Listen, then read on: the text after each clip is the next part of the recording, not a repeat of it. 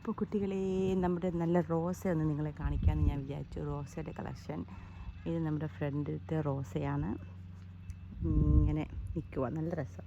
അതിൻ്റെ ഒപ്പം ഒരു ഹൈഡ്രാഞ്ചി ഉണ്ട്, പക്ഷേ ഡബിൾ കളർ ഹൈഡ്രാഞ്ചിയാണ്. ഒരു ഹൈഡ്രാഞ്ചിയിൽ തന്നെ 2 കളറിലെ പൂവുണ്ട്. നമുക്ക് നമ്മുടെ അപ്പുറത്തെ വീട്ടിലെ അമ്മച്ചി തന്നെയാണ് ഈ ഹൈഡ്രാഞ്ചി.